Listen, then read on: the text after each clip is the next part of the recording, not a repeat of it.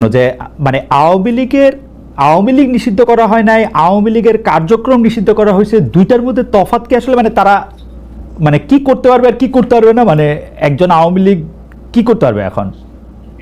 মানে আমার একটা আন্ডারস্ট্যান্ডিং আছে আওয়ামী লীগ নিষিদ্ধ, তা আপনি বলতেছেন না দুইটার মধ্যে একটু তফাৎ আছে, তফাৎটা কি আসলে? দেখেন, নিষিদ্ধ তো আমাদেরও করা হয়েছিল, তাই না? এবং একবার না, আমাদের এই সংগঠনের জন্মের পরে দফায় দফায় আমাদেরকে নিষিদ্ধ করা হয়েছে। নিষিদ্ধ যখন কোনো সংগঠনকে করা হয় তখন এই সংগঠনের ব্যক্তিরাও বিভিন্ন ধরনের সমস্যায় পড়ে যান, এর সাথে রিলেটেড ব্যক্তিরা, এমনকি তাদের স্বাভাবিক জীবনযাত্রাটাও তাদের পক্ষে চালায় নেওয়া সম্ভব হয়। তারা যদি সমাজের কোনো ক্রিমিনাল ব্যক্তি নাও হয়ে থাকেন তবুও তাদের উপরে সমস্যা আরোপ হয়েছে। কিন্তু যখন কার্যক্রম নিষিদ্ধ থাকবে তখন ওই পলিটিক্যাল কার্যক্রম গুলা ছাড়া বাকি জীবনের সবই তো তারা করতে পারবে, করছে তো। আচ্ছা, তারা তো এই দেশ ছেড়ে সবাই তো আর চলে যাননি, সবাইকে জেলেও ঢুকানো হয়নি। এইটা একটু পরিষ্কার হয়েছে। জনাব যুদ্ধাপরাধের মামলায় জামাত নেতা এটিএম আজহারুল ইসলাম খালাস পাওয়ার পর আপনি একটি সংবাদ সম্মেলনে বলেছেন, জামায়াতে ইসলামী বা তার কোনো নেতাকর্মীর মাধ্যমে কেউ ক্ষতিগ্রস্ত হয়ে থাকলে তার কাছে নিঃশর্ত ক্ষমা চাই। এই ক্ষমা প্রার্থনায় কি ৭১ মুক্তিযুদ্ধের সময়টাও আছে কিনা সেটা সেদিন আপনি স্পষ্ট করেননি, আজকে এটা স্পষ্ট করবেন? মানে আপনি, অনেকেই প্রশ্ন করছেন যে জামায়াতের মাননীয় আমির ক্ষমা কিসের জন্য চাইলেন? মানে ৪৭-এর পর থেকে শুরু করে আজকে পর্যন্ত, শুধু ৭১ না, ৪৭-এর পর থেকে শুরু করে আজকে পর্যন্ত আমাদের দ্বারা যত মানুষ যত জায়গায় কষ্ট পেয়েছে, কেউ যদি ক্ষতিগ্রস্ত হয়ে থাকে, সেই মানুষগুলো তাদের সকলের কাছে আমি বিনা শর্তে ক্ষমা চেয়েছি। কেন ক্ষমা চেয়েছি? আমরা মানুষ, ইন্ডিভিজুয়াল মানুষ যেমন ভুল করতে পারে, মানুষের সমষ্টি একটা দলেরও বিভিন্ন ভুল সিদ্ধান্ত থাকতে পারে। কোনটা ভুল কোনটা সঠিক ইতিহাস এটা নির্ধারণ করবে। আজকে যেটাকে ভুল বলা হচ্ছে কালকে এটাই হয়তো সবচেয়ে বড় সঠিক হিসাবে প্রমাণিত হবে। আর ইতিহাসের পালাবদলে রাজনীতিতে সবাই জিতে না, কেউ জিতে কেউ হারে। আমরা আদর্শবাদী একটা দল, আমরা বিশ্বাস করি আমরা মানুষ, ভুলের ঊর্ধ্বে নই। আমাদের দ্বারা, আমাদের সহকর্মীদের দ্বারা মানুষ বিভিন্ন ক্ষেত্রে কষ্ট পেতে পারে, ক্ষতিগ্রস্ত হতে পারে। আমি সব কিছুর জন্য কোনো শর্ত আরোপ না করেই মাপ চেয়েছি। ওকে, মানে ৪৭ এবং মাপ চাওয়ার মধ্যে কোনো পরাজয় নাই, অবশ্যই নাই। ৪৭ থেকে আজ পর্যন্ত যে কোনো কিছুর জন্য মানুষ আপনাদের কাছ থেকে যদি কোনো ধরনের আঘাত পেয়ে থাকে তার জন্য আপনি দুঃখ প্রকাশ করেছেন বা ক্ষমা চেয়েছেন। এর ভিতরে সব ঢুকে গেছে, কোনো কিছু বাদ নাই। ওকে, এভরিথিং ইনক্লুডেড। আচ্ছা, এবং এটা আনকন্ডিশনাল, মানে অ্যাপোলজি দিয়ে আনকন্ডিশনাল পার্ডন সিক করেছে। এইটা কি ডক্টর শফিকুর রহমান, আমি আসলে যেহেতু আপনার সঙ্গে আমার মানে নানা সময় কথা বলার সৌভাগ্য হয়েছে, মানে পর্দার বাইরে পর্দার ভিতরে, সেটা আমি জানি বলেই আমি আমার প্রশ্নটা করছি যে আপনি যে ৭১টাকে এই ৪৭ থেকে আজ পর্যন্ত একসাথে বললেন, এর কি কোনো বিশেষ কারণ আছে নাকি? মানে না, কোনো বিশেষ কারণ নাই। আমার মানবিক মূল্যবোধের জায়গা এবং আমার দায়িত্বের জায়গা থেকে আমি বলেছি, অনুভূতির জায়গা থেকে, দায়িত্ব এবং অনুভূতির জায়গা, বিশেষ কোনো কারণ। আচ্ছা, আমি আবার ২-৩ দিনের ঘটনা একটু আসি। আমরা দুইটা ঘটনা আমরা দেখেছি যে আমাদের অনেককে ব্যথিত করেছে। একটা হচ্ছে লালমনিরহাটে একজন যিনি নরসুন্দর, তিনি এবং তার ছেলেকে খুব আয়োজন করে মারধর করা হচ্ছে এবং তাদেরকে টেনে নিয়ে পুলিশের কাছে নিয়ে যাওয়া হয়েছে। এবং আরেকজন যিনি ২০১৮ সালের ডিসেম্বরের রাতের ভোট বলে খ্যাত নির্বাচনের যে প্রধান নির্বাচন কমিশনার, তাকে আসলে খুবই অপমানজনকভাবে মানে থানায় নিয়ে যাওয়া হয়েছে এবং সেটা আবার ভিডিও করা হয়েছে। মানে আমি সাধারণভাবে যেটা বুঝি, আপনি আমাকে শাস্তি দিতে পারেন, আপনি আমাকে মৃত্যু দিতে পারেন, কিন্তু মানুষ হিসাবে আরেকটা মানুষকে অসম্মান করার অধিকার যে আমাদের নাই, এইটা কি মানে মানে নাকি এইটা আমাদের আছে কারণ তারা একটা খারাপ কাজ করেছিল, এরকম কি? মানে আমি জানি না, মানে অনেকে তার আরেকজন, জি আপনি বলেন, আরেকজন খারাপ কাজ করেছেন বলে আমিও করব, এটা কোনো যুক্তি?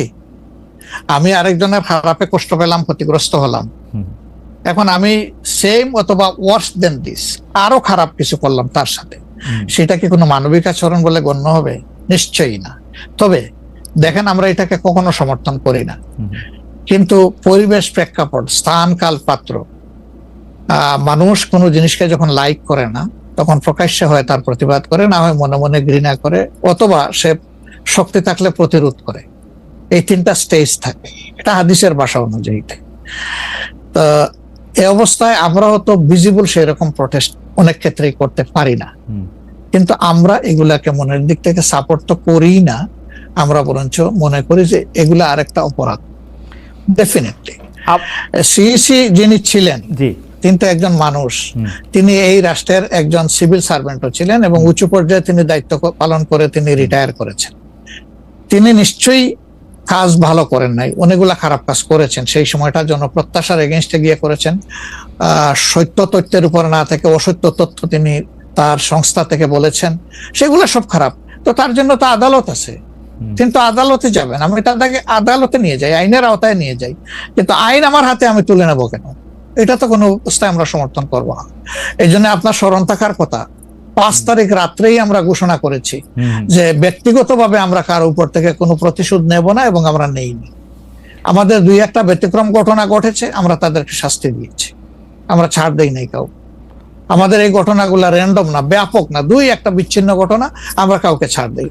আমরা যেহেতু আপনার সময় কম, আমরা দ্রুত একটা বিষয় থেকে আরেকটা বিষয়ে যেতে হচ্ছে। সম্প্রতি আপনি একটি ভাষণে বলেছেন, আমি এখানে ছোট্ট একটু অ্যাড করতে চাই।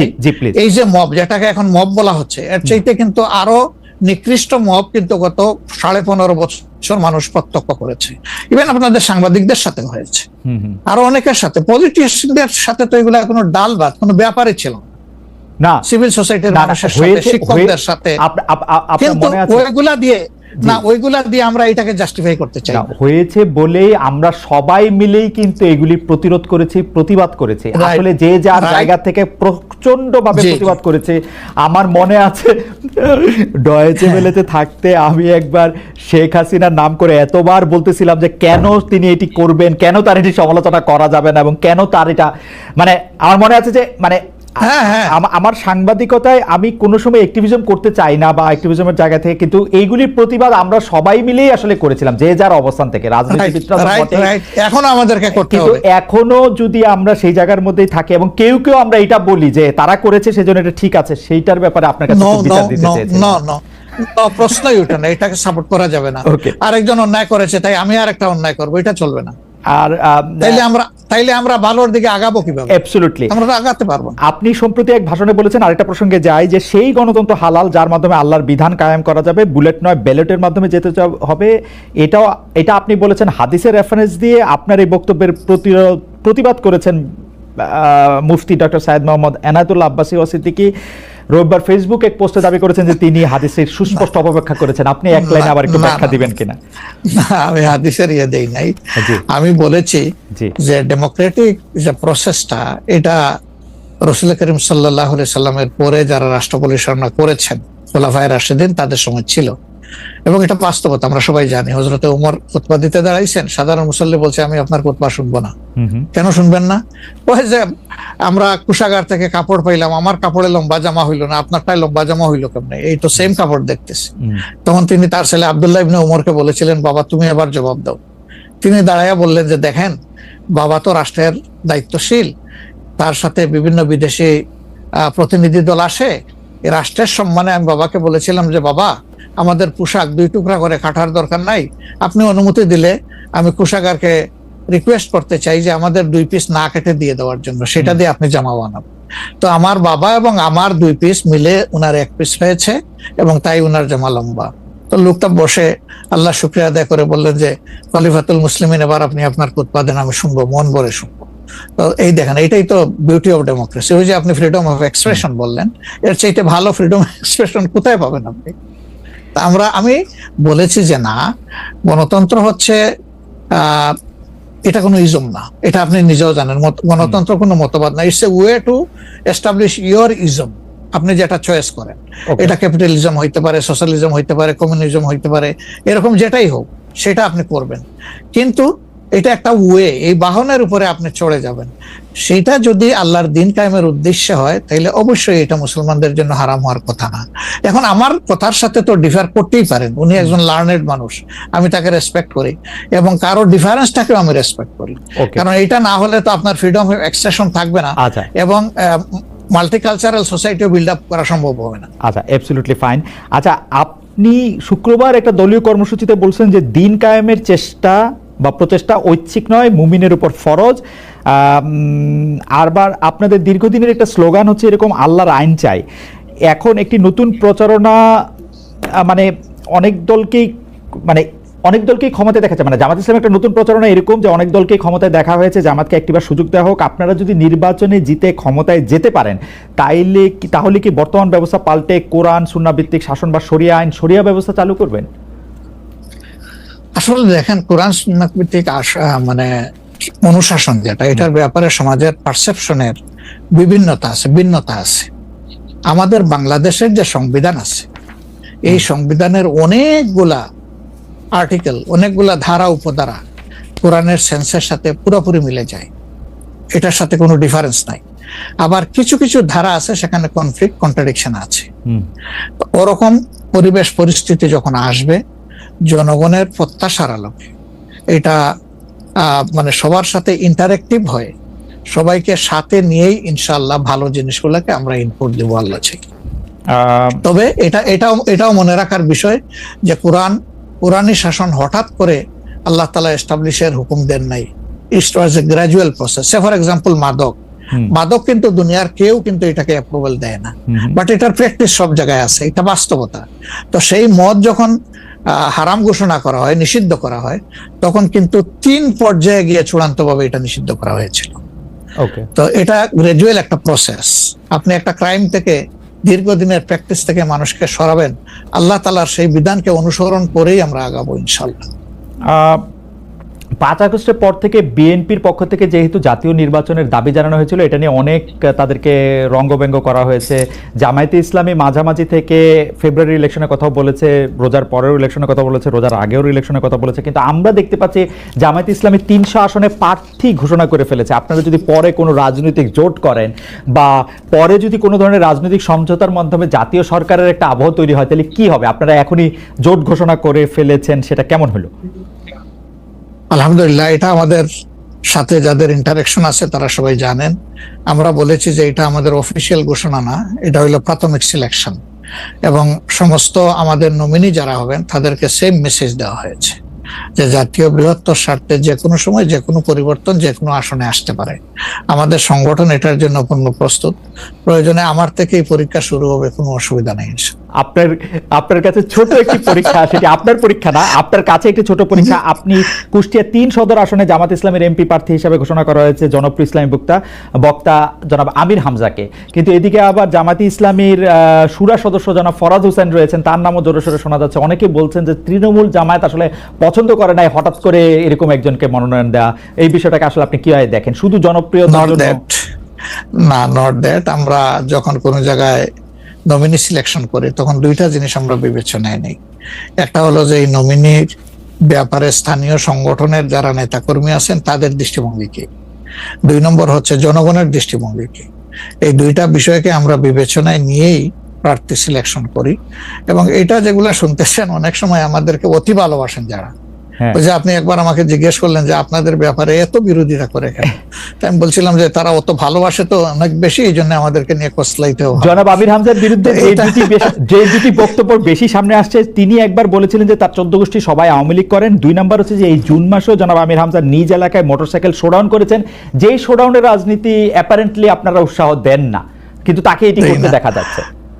হ্যাঁ, আমরা তার দৃষ্টি আকর্ষণ করেছি। ওকে, আমরা এই ব্যাপারে দৃষ্টি আকর্ষণ করেছি যে পাবলিক ইনকনভিনিয়েন্স হয় এমন কোনো কাজ আমরা করব না, যত দূর সম্ভব এটা আমরা অ্যাভয়েড করে চলবো। এটা আচ্ছা, আমরা আরেকটা প্রসঙ্গে আসি যে লন্ডনে ডক্টর মোহাম্মদ ইউনূস এবং জনাব তারেক রহমানের বৈঠকের পর যৌথ বিবৃতির প্রসঙ্গে জামায়াতে ইসলামী একটা শক্ত অবস্থান নিয়েছে। তারা বলেছে যে বৈঠককে তারা স্বাগত জানিয়েছেন, কিন্তু যৌথ বিবৃতিটা তারা পছন্দ করেন নাই। এই কারণে জাতীয় ঐক্যমত্য কমিশনে তাদের অংশগ্রহণও তারা একদিনের জন্য বয়কট করেছেন, মানে আপনারা বয়কট করেছেন। পরে আবার ডক্টর মোহাম্মদ ইউনূস আপনাকে ফোন করেন এবং সেই টেলিফোনের পরে আপনি ডক্টর মোহাম্মদ ইউনূস টেলিফোনে কি বলেছিলেন আপনাকে, সেটাকে আমাদের একটু বলা যাবে? না, উনি আসলে সেখানকার পরিবেশটাই তুলে ধরেছেন সামগ্রিকভাবে যে কেন উনি এটা করতে গেলেন। আমাদের কনসার্নের জায়গা ছিল যে তিনি নির্বাচনের একটা টাইম লাইন, ডেট না, একটা টাইম লাইন ঘোষণা করেছিলেন যে এটা ফার্স্ট হাফ অফ এপ্রিল কোনো একটা সময়ে নির্বাচন অনুষ্ঠিত হবে এবং নির্বাচন কমিশন সেই ব্যাপারে তারিখ নির্ধারণ করে তারা শিডিউল দেবে। এটা কিন্তু সবগুলা দলের সাথে সিরিজ অফ টকের পরে, উনি সরাসরি আলোচনার পরে এটা করেছিলেন। এরপরে তিনি লন্ডনে গিয়েছেন। তারেক রহমান সাহেব যেহেতু দেশে নেই এবং তিনি কার্যত বিএনপির এখন হইলেন নির্বাহী প্রধান, ভারপ্রাপ্ত চেয়ারম্যান, তো তার সাথে একটা বৈঠক হওয়াই উচিত, হইতেই পারে, এটা তো ভালো, এটা খারাপ কি? রাজনীতিতে ডায়ালগই তো উত্তম সমাধান। এবং বিএনপির কিছু কনসার্ন ছিল, তার সাথে আলোচনার মাধ্যমে সেটা যদি দূর হয় এটা তো ভালো, জাতীয় জীবনের জন্য ভালো, জাতীয় রাজনীতির জন্য ভালো। কিন্তু যেটা সকল দলের সাথে আলোচনা করে তিনি একটা টাইম লাইন দিলেন, শুধুমাত্র একটা দলের সাথে আলোচনা করে সেটা থেকে এইভাবে তার প্রকাশ্যে ঘোষণা দেওয়া, যদিও তিনি ডেফিনেটলি বলেন নাই যে রমজানের আগেই হবে, তিনি বলেছেন যদি এই জিনিস ফুলফিল করা যায় তাইলে সেটা আগেও চিন্তা করা যেতে পারে, কিন্তু সেটা ভালো হতো। আমাদের বক্তব্য হচ্ছে ভালো হতো দেশে এসে তিনি তাকে বলতেন যে আমি সম্মানের সাথে আপনার কথা শুনলাম, আমি মনে করি আপনার কথাগুলো লজিক্যাল, আমি দেশে গিয়ে আবার দলগুলোর সাথে একটু আলাপ করবো, করে এটাকে কিভাবে শেপ দেওয়া যায় আমি চিন্তা করবো, আপনি আমার উপর আস্থা রাখতে পারেন। That was good. কিন্তু এটা না করে সেখানে এটা ঘোষণা দেওয়াটাকে আমরা সঠিক মনে করি নাই। আমরা মনে করি যে ক্ষমতার ভারসাম্য একদিকে হেলে গিয়েছে এবং জাতি একটা রং মেসেজ পেয়েছে। এই জন্য আমরা আমাদের এই পর্যায়ে এটা আমার একটা প্রশ্ন, আপনার কাছে কি মনে হয় পরবর্তী জাতীয় সংসদ নির্বাচন আসলে কোন দিন কোন মাসে হবে? আমি ঠিক এটা জানি না, তবে আমি মনে করি যে এটা এপ্রিল পাড়ি দেবে না কোনো অবস্থায়।